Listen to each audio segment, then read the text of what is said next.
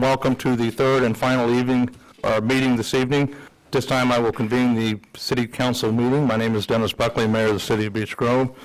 And in lieu of a roll call, I will ask each council member to introduce themselves, beginning with Councilor Mobley. Dave?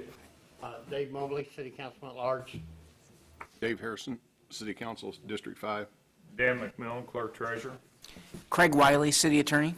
Anthony Davidson, District 3. Ted Bell, District 2. Mary Huser Stewart, District 1. Kathy Coates, a Councilor at Large. District 4 Councilor John Jennings has an excused absence this evening. All stand for the Pledge of Allegiance, please. I pledge allegiance to the flag of the United States of America and to the republic for which it stands, one nation, under God, indivisible, with liberty and justice for all. Thank you. The Councilor, you have minutes from the previous meeting that have been presented to you. At this time, I'll ask if there's any modifications need to be made to the minutes.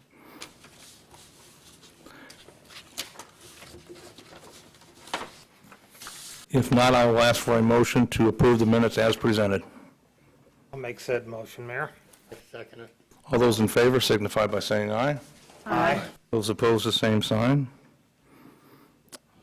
Thank you. There are no one has signed up to speak to you this evening, so we'll move on to special presentations. At this time, I would like to call the Fire Chief up for a presentation. Chief? And Bruce Ali. Bruce, could you and your wife and son come up here, please? Council, we've had 3 firemen retire this year. Battalion Chief Keith Marr, Operator Donald Oakley, and Operator Bruce Sally. And tonight we're going to give a presentation of an axe by the 416 and a plaque from the city to Bruce Sally. So Chief, I'll turn it over to you. Thank you. First, Bruce, if you come up, please. Just like to congratulate Bruce on his retirement.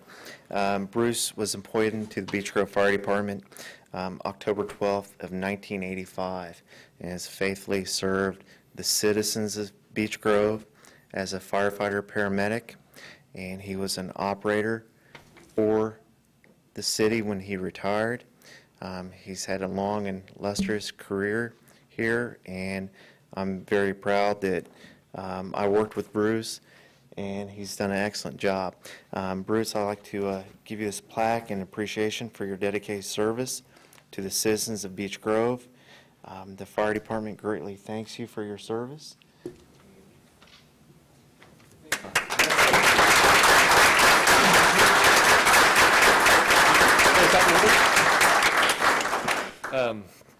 I appreciate the opportunity to serve the citizens in the city of Beech Grove for all the years, and made a lot of good friends, lived here, and will always have good thoughts of Beech Grove for the years to come. Thank you.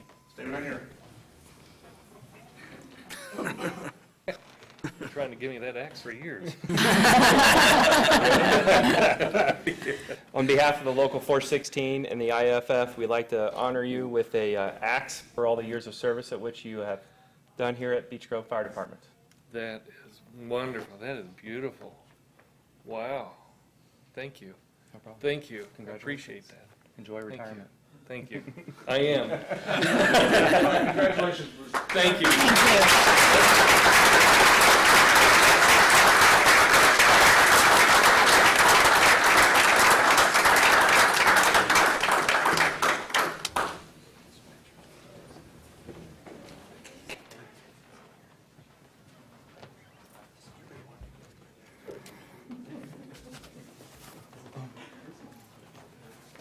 You know, if you work 30 years as a fireman, 10 years you spend away from your family, because every third day you work 24 hours.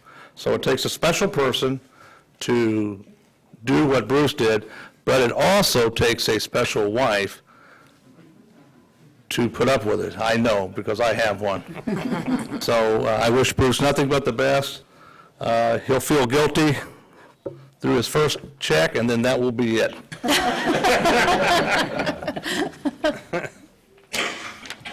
At this time, we'll call up the Honorable Andrew Wells. Judge Wells?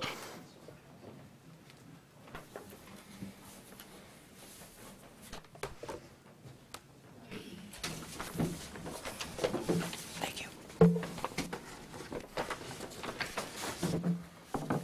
Thank you, Mr. Mayor, Council. You know, when I'm up here, I feel like I'm at court. Like I'm about to make an argument. You guys sitting there, all you're missing is the robes. We could start wearing robes. If you haven't got it, did everyone get the information I brought, the handouts? Okay. I've got some extra for public if anybody has any questions or wants to know what we're talking about. So you can grab them while I'm talking. Basically, I asked the mayor if I could speak tonight. I spoke at the beginning of the year, kind of give you an update of, where the court was when I got a hold of it, kind of some of the plans I hope to do as we moved forward. Now we're 6.5 months in, and I figured it was a good time to give you a little update. A lot of things have changed, and answer any questions you might have. The first thing that you have, well, first let me actually just note some changes that we made. As I told you last time, we had we're looking forward to a new computer system we were going to put in that was going to track all of our cases. That has been successfully implemented. What's their name? Judicial Action Technology Committee or something.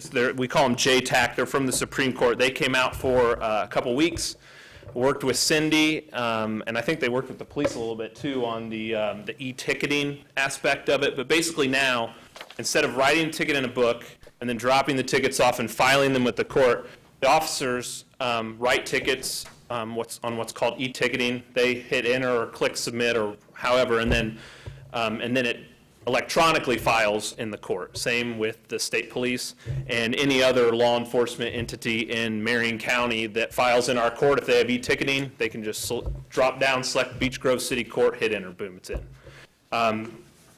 It's been it's actually been a godsend. It's made things so much easier for us tracking things. It was constructed in partner with the State Board of Accounts. So on the financial end, it tracks all our books. You can't, if you're going to do something that would be improper, it doesn't let you go past that screen, and you have to correct it or call them and figure it out. So it's been great, and it's moving along very smooth. The other new aspect is the Indiana State Police has started writing tickets in our court. That started at the end of May. I want to say the second to last. We started getting them from the 500. So that has been a nice addition. They have. At first, it was just a few officers that live in this side of town, but we've been getting some calls, and I think we're going to be getting a lot more of them. I expect that to tick up after they've, had a ticket in our court and kind of seen how the process has gone. We've had very positive reaction. And I will note that those tickets you will not see reflected in the numbers that are in front of you, because when someone files a ticket in our court, the defendant, who would be the speeder or or I shouldn't say speeder, but the individual that received the ticket, they have 60 days to do something. So, like I said, those start at the end of May. We're just now getting that 60-day window. So we should see a reflection of those numbers more, I would say, into the July, more like August, September, October is when I think we'll get a fairer assessment of what kind of impact the state police had brought to the court, if any. I think it'll be noticeable. The other change was we went to a new time. We are now at 5:30 in the evenings on Tuesday night instead of 9 o'clock in the morning. I thought that I was only on the bench for 2 weeks, and I had had 3 or 4 individuals tell me that 9 o'clock was, that they were just going to admit their ticket just because they couldn't afford to keep coming to court to litigate it. And so I thought, well, our time shouldn't stand in the way of people getting justice. So I didn't think it would really have that big of an impact, but our attendance has increased substantially. We still get a lot of people who just don't show up, which results in a default judgment and their license be suspended, and ultimately the city or the state prevails in each of those cases. But the attendance has increased, which I think has been a good thing for the court. People are becoming educated more on how it operates, and I think it's good when people actually come and are able to come. The other thing is for people under 18, we added community service as a potential judgment. Now we've only had 2 people take that option. I think $150 isn't what it used to be. When I was a kid, I would have gladly taken 3 hours of community service and forking over $150. This day, that's really not the, I think they'd rather pay $150 and do whatever they're doing instead of, I think the one person we had went to the fire station and cleaned fire engines or picked weeds or something, and when he came back to report to me, he wasn't very happy. So that is an option now. Some people have chosen it, but like I said, most people are still opting to pay. Now for the charts I put in front of you, the first one is basically what is the Department of Law budget. I got all this information off of the city's website. Is the 2012 Department of Law budget, which, and Craig and I have had numerous conversations about this. What the city did in the past was they took the court and they took the city attorney, which is under the mayor's office statutorily, and they just lumped all the line items together under what's called the Department of Law. Now, when Craig, I don't know what they did in the past, but when Craig and I both took over, we're only spending out of the line items that go with our things. So I'm not reaching over and grabbing out of the city attorney. He's not reaching over and spending stuff out of the court. But for purposes of aesthetics, we agreed that it was probably best if in the future budget we had a court heading with just court line items, and we had a Department of Law heading with just the city attorney line items under it to kind of dispel some of the confusion. And I don't, there's no impropriety, but if the disciplinary commission with the Supreme Court would see that, they'd call us up and they'd say, hey, what is this? Explain it to us. And we wouldn't, we were not doing anything wrong, but we wouldn't want to answer that phone call and have to explain them to what's going on. So we would ask the city council, or I would ask city council going forward for next year's budget and on, if you could have a separate heading for the city court with its line items under there by themselves. And then this is kind of, the next column in that sheet is what I've proposed for next year. It's basically a mirror of this year with a decrease in a couple areas due to things such as the technology. We did with the old computer system, case management system, we had to pay $2,500 a year for. We don't have to pay that now. This system's free and it's better. So what I did was I lumped that line item, I decreased it, and then I left it for technology, postage, supplies, things like that. So if we have to buy files for our cases, or if we have to buy a new computer, or if we have to buy postage, we send notices out a lot. Those are the things we kind of spend money on. The only reason it's $2,500 for next year is because we need a new laptop for the clerk, because her laptop doesn't work with the new system and doesn't work here, and it's, I think, 12 years old. So going forward, I would expect that amount to cover postage and office supplies and things like that to be probably $2,000 to $1,500. Everything else, though, and you know what? I don't know what the benefits will be. I don't know. I assume you guys probably shop that around every year. So those numbers might be different, but basically I would trust the city, and whatever they're using for everyone else would be the same with ours. So those numbers probably be wrong, but that's kind of just to give you a sense of where I expect the court to be cost-wise in the city budget. So that's that column. The next sheet, which is the landscape one, the long one, that is just a monthly snapshot of, or I should say a 6-month snapshot divided into each month of where our revenues, or how the revenues were with the court.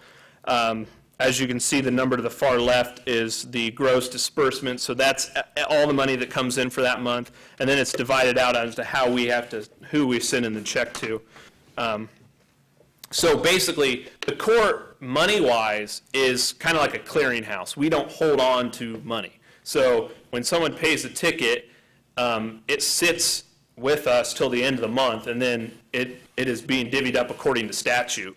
So that's how these numbers are determined. So the city of Beech Grove will get X amount, Marion County gets X amount, the state gets X amount. The reason the states have zeros on there is because they only accept payments every 6 months.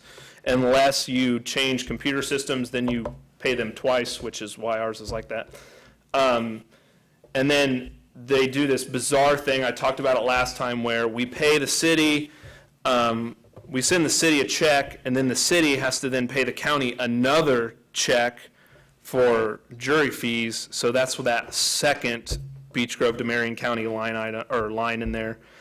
And then basically the end is kind of the net for the city, which is, like I said, goes to the city per statute. So that's kind of a breakdown of how the money comes in. So if you went and looked at the court at the end of December is probably a good time. You'd go look at the court's account. It would be zero because we would have paid everyone out for the end of the month, and then we would have paid the state their 6-month payment. So that's kind of how the money operates with the court. Again, that's all tracked through Odyssey. We give Dan monthly reports on that, and they're fairly detailed, wouldn't you agree? So if you guys ever wanted to see that, ask me or Dan. We could get you a copy of the monthly.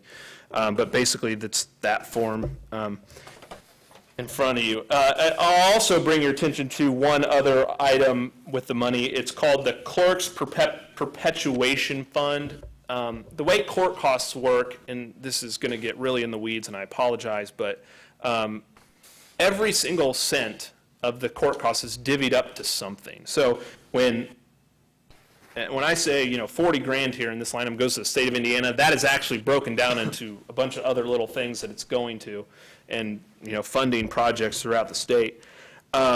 One of those items that goes to the city is what's called the document storage fee. It's $2 on each ticket, and it goes into what's called the Clerk's Perpetuation Fund. That amount is, at the 6-month mark, it's around $1,300. So I expect it to be probably around $3 grand, give or take, at the end of the year. Those monies can only be spent on city court.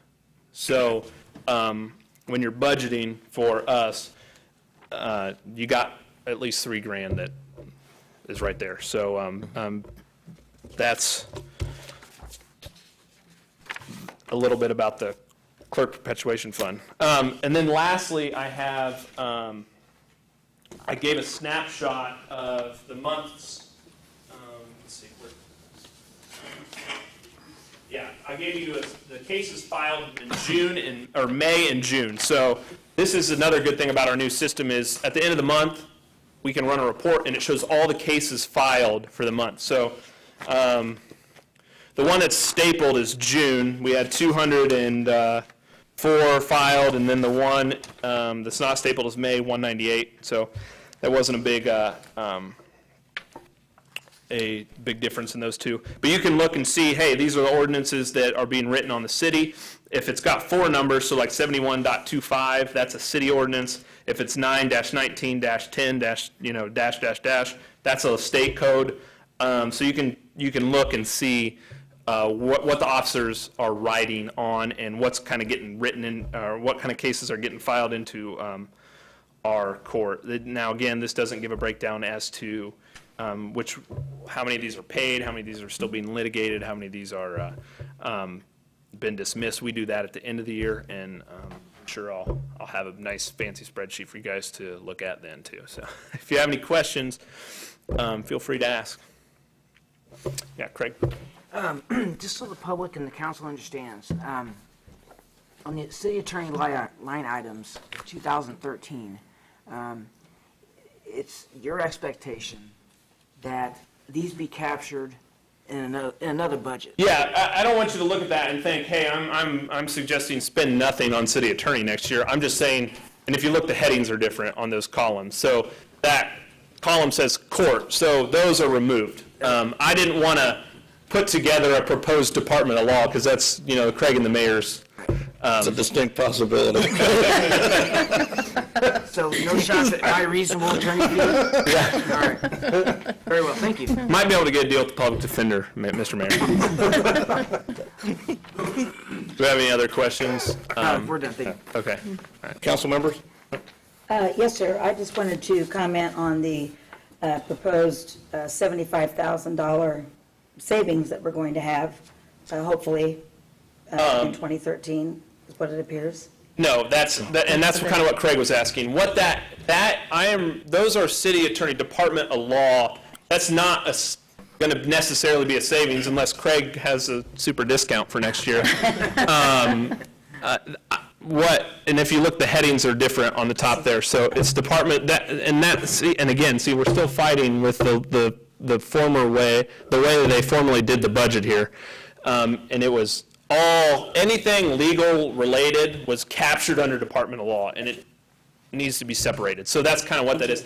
The court, I expect us to budget about $1,000, $2,000 less than we budgeted for this year when you look at our line items. So that's more reasonable. 75,000, I guess. And again, we don't spend all that either, so I don't even know. I'll have a better idea probably in the 2014 budget after I go through a whole year and see what we turn back. Because when I'm preparing these line items, I mirrored last year, and I can kind of tell that we're not going to spend all that, but again, I don't know. So once a year, so that's just my best I can do for right now.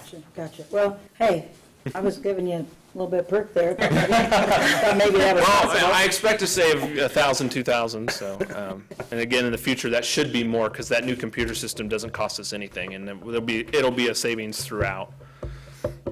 Another thing, one item that I had no idea this was is it a misdemeanor, about throwing a lighted cigarette, cigar, or match from a moving vehicle. Where is that on here? It is on the very top one, on offense description, 35-45. What was the number on it? Sorry. Offense code 3545331. Oh, I see.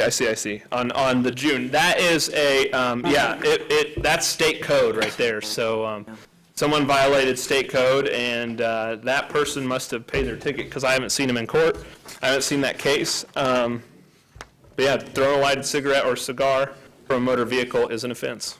No, that's something that really, really annoys me. It's like, smell up your car, don't be... Well, and the one thing, too, I've noticed is, and this will probably change a little bit as we go forward, the state police write on a zillion things. I mean, they'll pull someone over and they'll give them 5 or 6 counts where, most officers, I think, for most police departments throughout the city probably only give people 1 or 2, but the state police has a pretty high, what they call performance standards. We know them as quotas. They're pretty high, so they write a lot. So we see a lot of interesting ones like throwing cigarettes out the window. Also, I think on the agenda tonight, the mayor had a resolution regarding the court. We've postponed that till next meeting, and that has to do with the city of Southport. If you have any questions on that, I'll be happy to answer them now or later. I got a question. Yeah. Just for curiosity. Child restraint violation, child under 8, what's the fine for that? $25. That and the seatbelt violations are $25 only. No court costs those get filed directly into court, but no court costs by statute are attached to them. So they're $25. Okay. And that all goes to the state. Judge, can you comment more about the state police filing their cases here in city court? Yes. I consider it to be a positive development. Yes, and here's what happened. The state police approached us and said, listen, we would like to use your court if at all possible. And by statute, the Beech Grove City Court has jurisdiction in Marion County. So any law enforcement office that writes a ticket in Marion County can file in our court. So the Marion University Police could file in our court, that jurisdictionally. So state police, and I don't know, I know Judge Young at Court 13, and I think he does a good job for as insane of a load of cases that they have. But I think some departments, I think the Chief would agree with me, as the witness or the plaintiff, which a city or state would be, and their officers, it can be cumbersome, which one thing we are not is cumbersome. I think the longest we've ever been here on a night for trials is 2 hours. I keep it moving pretty quick. I know, when officers are here, not only are we keeping them off the streets by, having a trial and there being a witness, but it also costs taxpayer money that they're here. So I think that money is better used on the street doing things. So I try to keep it moving quick. If we know that cases are not going to go forward or it's been continued, dismissed, or what have you, we let them know beforehand so they don't even show up. And I think it has been a very positive move. And the state police called and asked if they could file in our court. And at first we had 3 officers filing. And then just this week we got a call from the unmarked car division, and they come down for all the big events such as the 500, the Brickyard, Colts games, Big Ten tournament, things like that. They come out and spend the whole weekend in Marion County and write tickets. And I think we're going to see a large number of those tickets filed in our court. And I suspect just moving forward, we'll see more, because for them, it's easier for them to budget. With Court 13, they could come on any day of the month, and Court 13 would just send them a subpoena, and it's, hey, it's this week it's Wednesday, next week it's Tuesday, Wednesday, whatever. Ours are always the same day of the month, and they know well in advance, and like I said, we let them know if it's not going forward. So I think that's why they've started to write, and we've seen a good number of them writing, and I think it'll increase, and it's a positive for the city because it doesn't cost us anything. It's not our officers, and the city, gets a cut from each one of those tickets. And the rest, it's all divvied up by statute, but the city gets a cut and the state police are getting a better service. Very good. Further questions, comments by council members? Just on a personal level, congratulations on the birth of your daughter recently. Oh, thank It's you. happened since the last time you were here, so. Yes, thank we're you all very happy much. for you. Welcome. She's doing well. So. Good. Andy, thank you very much. Hey, you're welcome. Thank you. Thank you, Judge. And if anybody in the public has questions, my email address, things on the website, feel free to shoot me an email. I answer it pretty quickly. And then there's stuff there. So. Thank you. Thank you. Move on to, there's no old business. We'll move to new business. First on the docket is transfer of funds, the clerk treasurer, and we should do these individually. Dan? Okay. This time I would like to get approval to transfer funds from within the same category. This is a result of the addition of a second K-9 to the police department. Actually, on these transfers, I think if it's done within the fund, I really don't have to get council permission to do it, but I would rather, let you guys know what's going on. And Chief Swartz wants to take $4,000 from police uniform money and move over to K-9 to fund the K-9s for the remainder of the year. Okay. Recommendation's been made from the clerk to transfer funds from police uniforms to K-9. Need a motion to approve. I'll approve that. I'll second that. All those in favor signify by saying aye. Aye. Those opposed, the same sign. Okay, secondly, I would like to get approval to transfer funds to pay for improvements made at the senior center. The senior center in their donation fund has an amount of $25,561.23, and this is in Fund 101-218.000, which is different than what's actually written on this sheet. And we want to move it to 218-900-222. And this is money they've already had, but the appropriation shows a zero. So this money's just been sitting there. They got new flooring, I think carpet, linoleum, some other things done there. and they didn't have any money to pay for it. We knew they had funds, but it was never appropriated. So what I'm asking you to do is take it out of this donation fund and move it into a regular appropriation fund so we can pay bills out of it. Motion to transfer funds within the senior center? Make that motion. Second? I'll second. All those in favor signify by saying aye. Aye. Those opposed, the same sign.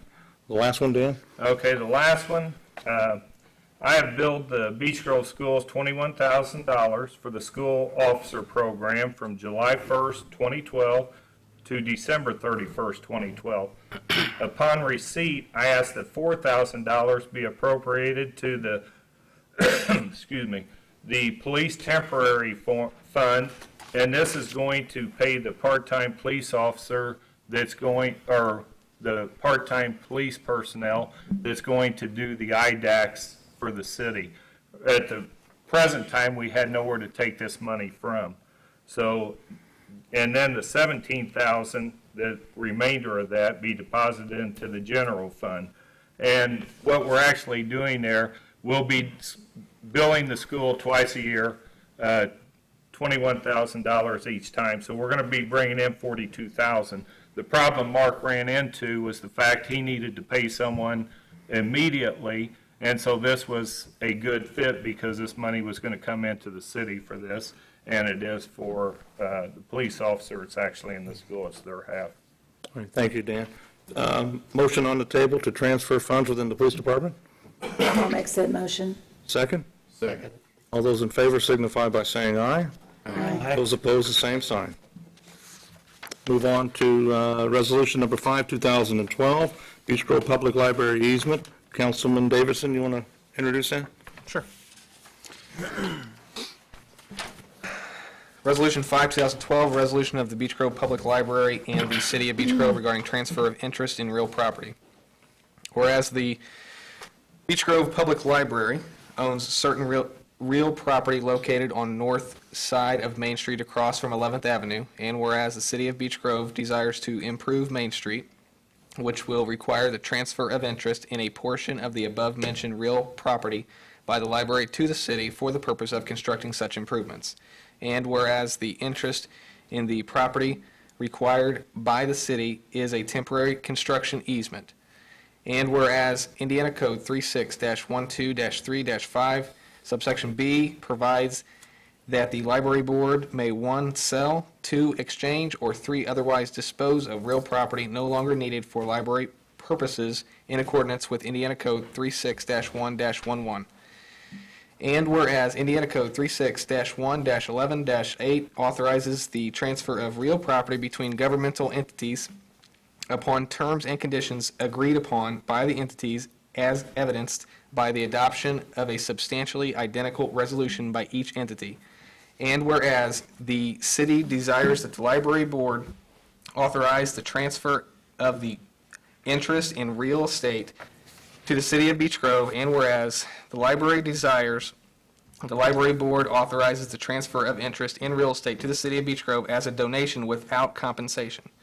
Whereas the library board approves the transfer of interest in real estate to the City of Beech Grove as a donation and without compensation.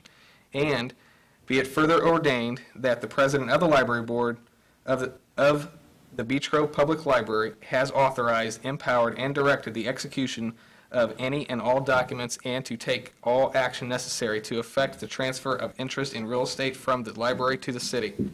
Be it further resolved that the Common Council of the City of Beech Grove has authorized, empowered, and directed the city attorney to execute any and all documents and to take all action necessary to effect the transfer of the interest in real estate from the library to the city. Be it further resolved that this resolution shall take effect immediately upon approval by the Common Council and attested by the Clerk Treasurer and signed by the Mayor. Thank you, Counselor. The floor is open for comment. I'm just trying to picture where that is, what the easement that we're talking about, the property. It's right on Main Street. Right in front. In front of the library, where they've already done all that work. That's the area? So then we're going to replace that when we do the whole Main Street project. You'll probably, the council, you might hear 2 or 3 of these before it's over with driveway cuts and things such as that. This is just the first one. Okay. This all has to do with the Main Street project. Right. But it's not going to go into the building itself where they built all that lobby area and the atrium or whatever you want to call it. Just, okay, I gotcha. I believe it's, I think it goes right up to the steps. yeah. That's what I thought. Okay. Right. Any other comments by council members? Ask for approval of resolution number 1. Motion to approve resolution number 5, 2012. Make said motion. Second. All those in favor signify by saying aye. Aye. Those opposed, the same sign, please. Resolution number 5, 2012 passes. Will be forwarded to the library board.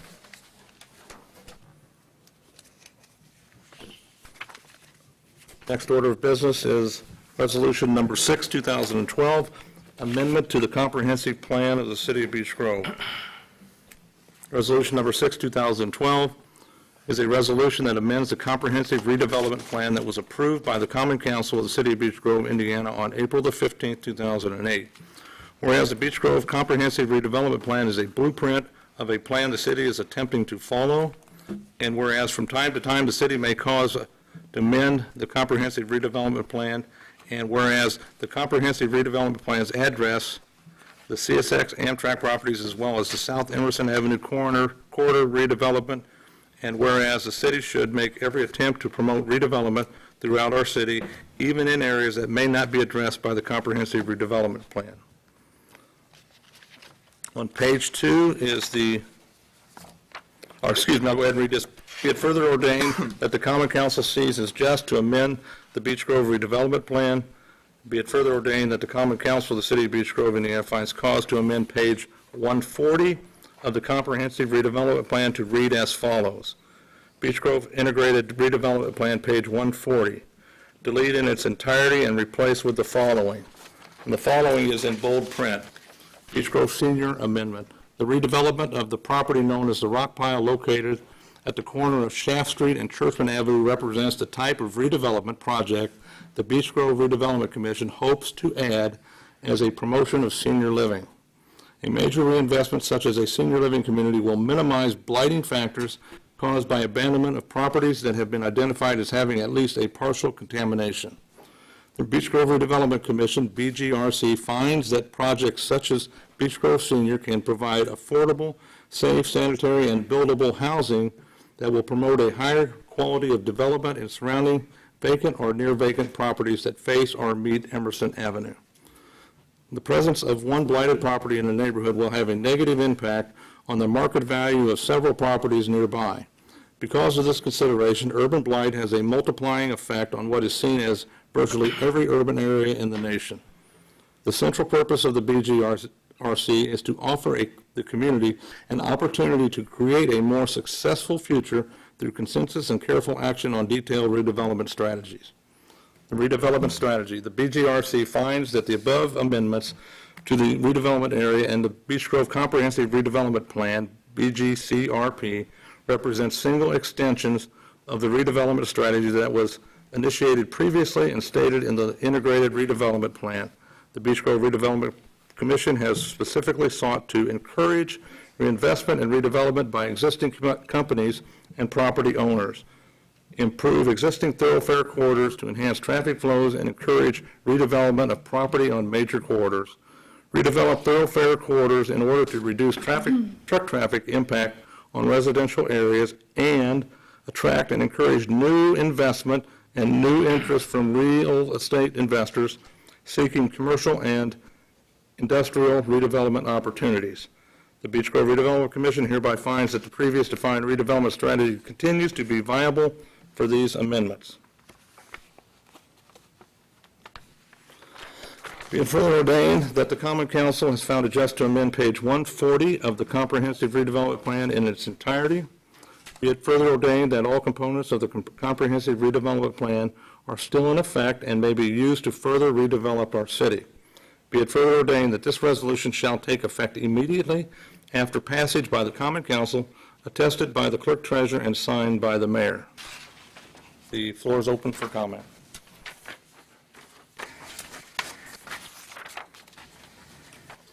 We have two members of the RDC here today. If they want to comment on what is going on with the rock pile property, you're welcome to come forward and address the Common Council.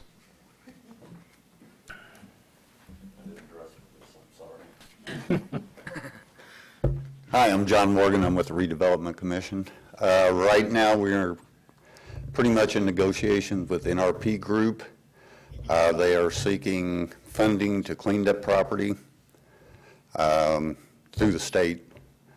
There was a meeting Thursday morning on this with state agencies to try to go ahead with cleaning the property so they can develop it.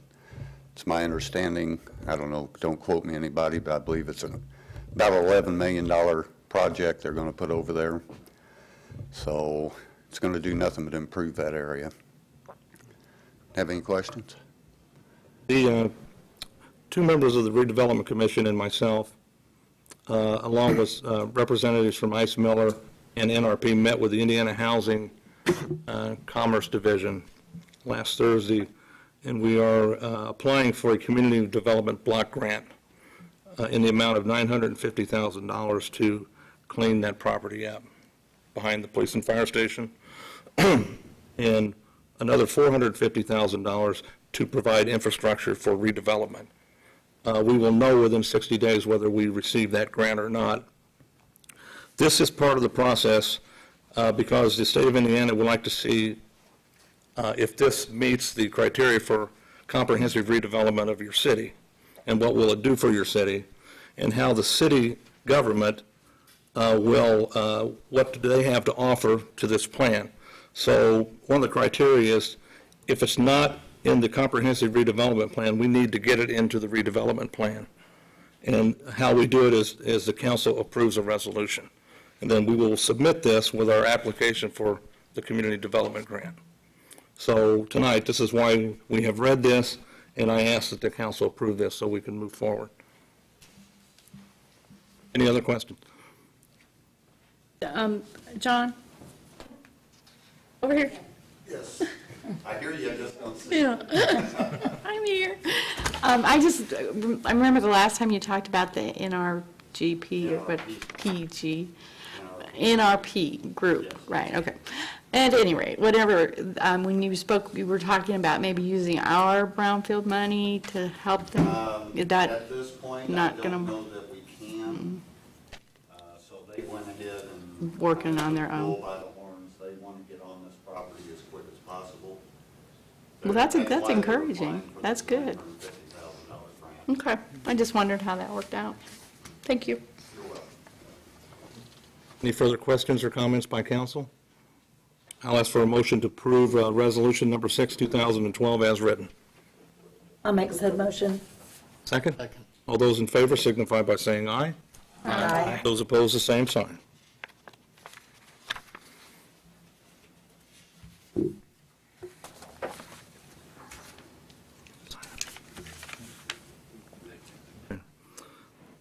On the next order of business is General Ordinance number 21, 2012, first reading. General Ordinance 2012, or number 21, 2012, is an ordinance that calls for the deletion of Chapter 96, Section 96.20 of the Code of Ordinances in its entirety.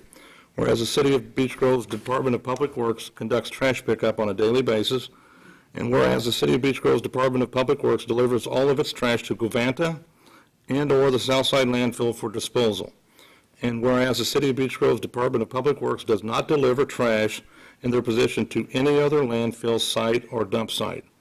Be it further ordained that the Common Council sees it just to delete the following section of the Code of Ordinances pursuant to the City of Beech Grove. A, Chapter 96, Section 96.20, restricted use of dump. Delete in its entirety.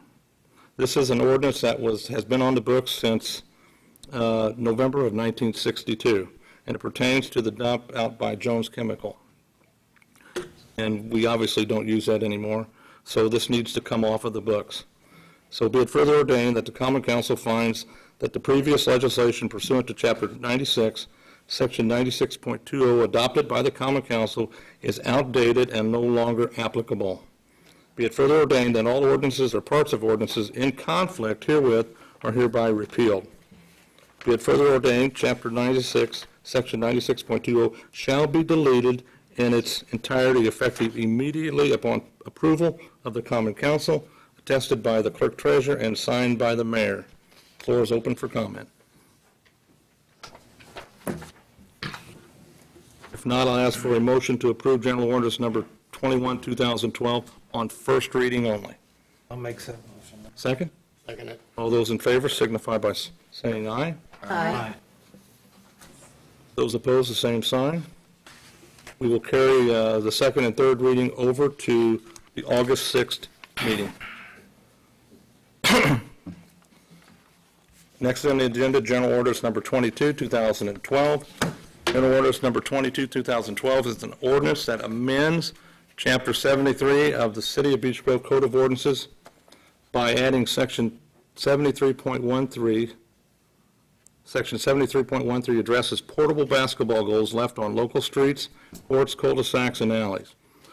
Whereas pickup basketball games are widespread through our city and could possibly pose a risk to all involved when games are played on local streets, courts, cul-de-sacs, and in alleys.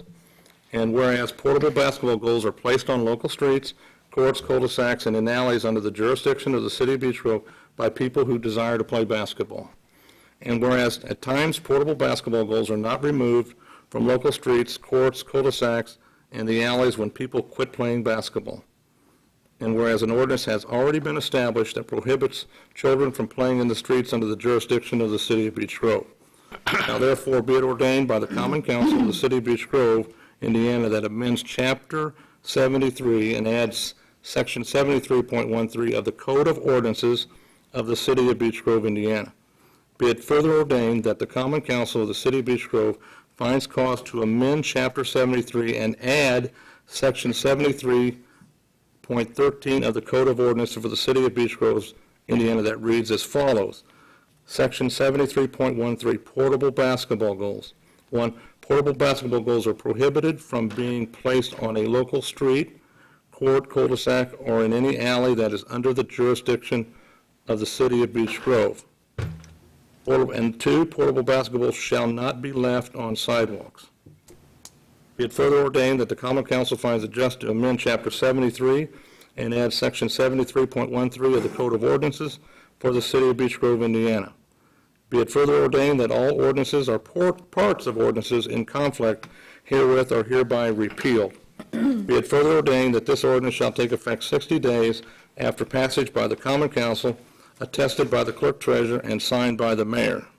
It is up for first reading. The floor is now open for comment. Yes, Mayor, I have a concern. I don't mind playing basketball in the city. I understand maybe cul-de-sacs, courts, but alleys, there's plenty, there's plenty of easement that the basketball can be played. And yes, you maybe go into the alley to shoot, but I don't believe we need alleyways. Would you like to amend the I ordinance? would like to put an amendment on that. What's the amendment, Counselor? To remove alleys from the general ordinance, number 2212. There's a motion on the floor to amend General Ordinance Number 22, 2012 on first reading to remove alleys. Need a second. I'll second that. All those in favor signify by saying aye. Aye. Those opposed, the same sign. Okay. 2, 3, 4, 5, 6, 5 to 1. We'll continue on. The floor is still open for comment by any council member. Thank you, Mayor. I was out speaking to citizens today that, in fact, had a basketball or portable basketball goal out, and they expressed concern to me, just that basically their dislike for the ordinance, and the other citizens that I've spoken to via email or others have also expressed the same. So I would ask the council to vote this down, and we take a little closer look at it. Any other comments? Now, I think we should approve it. I don't think we should have kids out there playing basketballs on the street. No way, shape, or form. I'm sorry. Yes, okay, yeah, I agree, but let's move forward on one reading. Let's see the citizens come forward, because I didn't get any calls myself, about, the portable basketball goals, that they're not in favor of it or what. We really need input on this, I think, because the kids need to play basketball.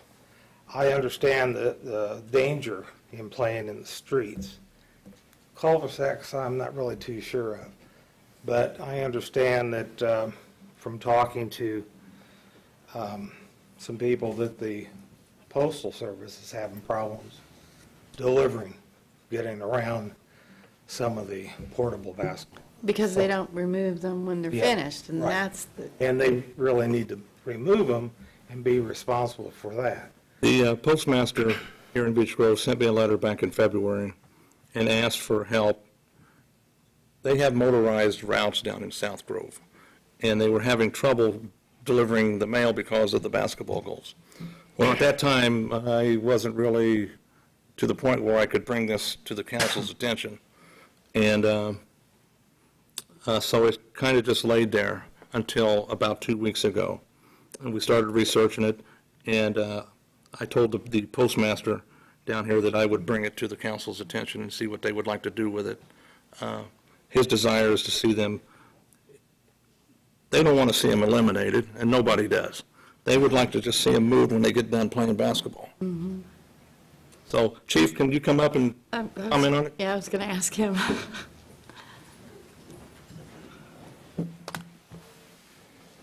I know that probably for the past 23 years, 25 years, that I've been dealing with kids playing in the street.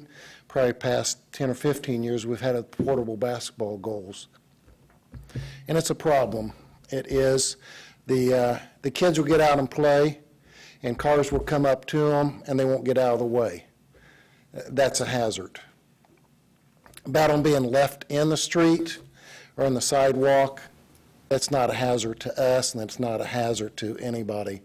But I know with them playing in it, they're pretty arrogant, and they will stay in the street, and people just have to stop. We've dealt with them with the original ordinance. If you pass the basketball goal, might put a little bit more teeth into it. What is the original ordinance, Chief? I don't know what the number was, but it was that basically you couldn't play in the street. And I know that's why I'm surprised because my son's not playing basketball on the street anymore, but he used to 10 or 12 years ago. He and my nieces, and they got in trouble by the police because they weren't allowed to play basketball. They had a portable, and so that's what surprised me about this. So, But we used the original ordinance said that they couldn't play in the street to deal with that and anything else that the kids would do. The basketball goal, I don't think it hurts anything. It might help us to take any question away from what they can do. And to answer the one about the alley's the same way. They probably a little bit more arrogant about playing in the alley, that they could even have it on the property, but to play basketball, you need 10 feet for your free throws, 15 feet. The three-point shots are a distance, and believe me, I can drive down there with the marked police car, and they'll sit there and look at you and then start shooting the basketball. They really do. well, And and if the it's alley could be actually more dangerous too because the cars go pretty quick through those alleys. That's true. And playing in the street and playing in the alleys, they can come out from, they do their Michael Jordan or LeBron James, and they come out from behind a car or in between some alleys and shoot. The seconds are expired, and the only thing they're thinking about is making the goal. They're not paying attention to any vehicles. Any other comments for the chief? Is it really enforceable, though? I mean, really? It is enforceable, yes. Okay. And the judge could tell you that's we don't enforce it. We write a violation, and the violation goes to the parents because they're in charge, if it's somebody under. The intent, Counselor, is not to eliminate portable basketball goals. That's silly. Well, yeah, I know. The intent is, hey, if you get done playing basketball, put the goal up, or put it up in the easement between the Out of the curb and the way. sidewalk, or in the driveway apron. I just get aggravated when you have to make a law to make people think. It's just Make a lot of laws for it. Shouldn't we just like pay attention to number 2 then, and just, so when they get done playing basketball, they can remove it? Wouldn't that, I mean. That would suffice the Postal Service. Well, I guess, but what he's saying, it wouldn't suffice that. I mean, what he's saying is you can drive down the road and they won't move. Correct? That's right. Yeah. If it's for the Postal Service and they want it moved out of the way, that's something different. But the original ordinance where they can't play in the street, that's what the police department would go on, not to where the basketball goal is, unless it's impeding traffic or pedestrian traffic also. Chief, getting back to the alley, I know in my alley, they have basketball goals on the garages. They play in the alley. Are we going to start alleviating garages? I would say no. It's, my understanding is that we still deal, the police still will deal with them playing in the alley and not yielding right away. You know, some of them will look, see a car, and then they're moved, and then go back and play. We're not going to punish anybody. We just give them the information that, hey, be careful, play smart. Okay, any other comments for the chief? Any other comments by council members? Mr. Mayor, also, Councilor Coates, on the enforcement issue, this is a good example. The chief said there was an issue with playing in the streets being enforceable. The issue probably there is what's playing. You got to be specific, basically, when you're passing an ordinance. It makes it more enforceable. So, basketball in the street, that's obviously specific. You can look at someone and say, hey, he's got a basketball in his hand, he just made a shot, he's playing basketball in the street, that's enforceable. If he's walking across the street, was he playing in the street, you don't know. So, on enforceability, specifically when it comes to the court after it's been filed, the more specific the ordinance is and the clearer the ordinance is, the more enforceable it will be. So, Okay, thank you. whenever there's ambiguity, you want to avoid that. Thank you. Thank you. Mayor, I would like to offer an amendment. I would like to delete the section 73.131, and then I would also like to add to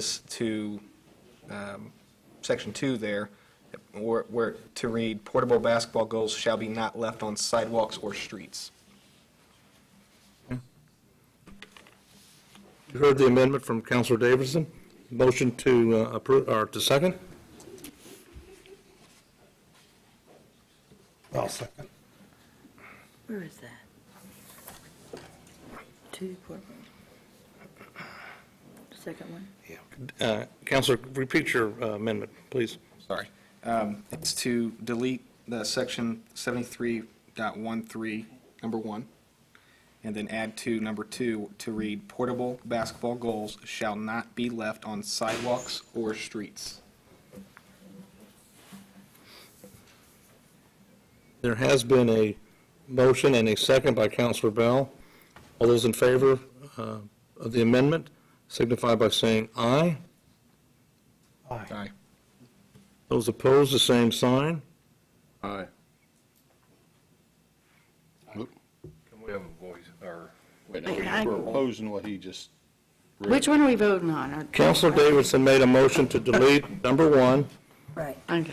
and to amend the ordinance to delete number 1 and to amend number 2 by saying on sidewalks or portable basketball shall not be left on sidewalks or streets. That's correct. Correct. And there has been a motion and a second, and I'll just pull the council, starting to my far right. Dave? No. Dave? No. Anthony? Yes. Yes. Mary? I'm going to say no. Kathy? No. Okay, so it's defeated 4-2? Yes. Okay. With that, we'll go back to, any more comments by council members?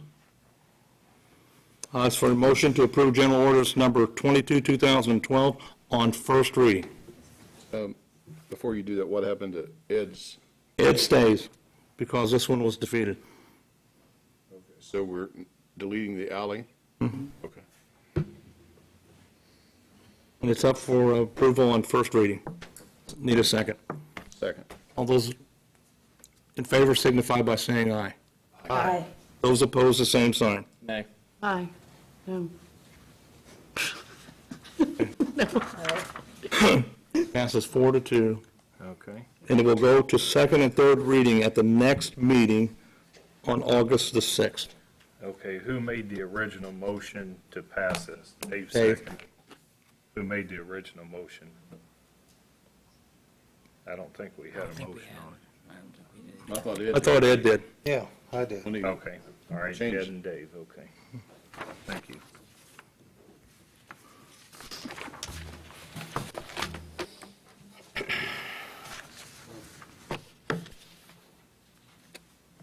We'll move on to General Ordinance Number 23, 2012.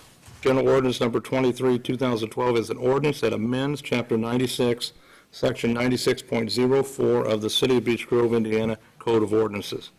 Whereas the Department of Public Works employees have dedicated themselves to promptly dispose of residential trash, and whereas the Department of Public Works employees have affixed a schedule of normal trash pickup throughout the City of Beech Grove, and whereas residents should assist employees of the Department of Public Works by placing all of their trash in containers, totes, that are approved by the City of Beech Grove. And whereas to reduce collection time and to save budget funds, guidelines must be established pursuant to prompt trash pickup. Now therefore be it ordained by the Common Council of the City of Beech Grove, Indiana, that Chapter 96, Section 96.04 of the Code of Ordinances of the City of Beech Grove, Indiana, be deleted and replaced with the following. Delete Chapter 96.04 Regulations for Garbage Collection. Replace with the following. Chapter 96.04 Regulations for Trash Collection. A, all trash containers shall be placed at the curb line or alley line within 24 hours of pickup. Department of Public Works employees shall not access private property to collect trash. Trash containers shall be removed from the curb line and the public right-of-way within 24 hours of being emptied. Trash containers shall not be required to be moved from the alley line. Page 2B, blue trash containers, totes, marked the City of Beech Grove are the preferred containers. It is recommended that different containers not be used to prevent lifting injuries to Department of Public Works employees. C, all refuge is recommended to be in approved containers, except that of newspapers, wood scraps, and trees and shrubbery trimmings may be securely tied in bundles. Bundles shall not exceed 3 feet in length and 2 feet in diameter. Any fee derived from the collection of normal trash shall be produced monthly on the Beech Grove Sewage Works bill. E, any single or double family dwelling unit who utilizes more than 2 trash containers shall be billed $5 per each trash container emptied after the second one on each sewage works billing period. Be it further ordained that the Common Council finds it just to amend Chapter 96, Section 9604 of the Code of Ordinances of the City of Beech Grove. Be it further ordained